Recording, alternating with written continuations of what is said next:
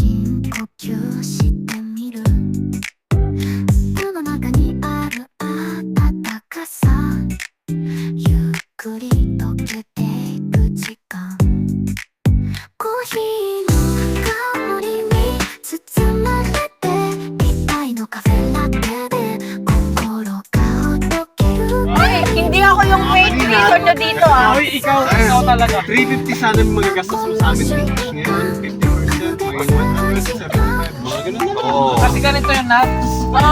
Surprise lang yung pinuntahan ng parents sila kayo.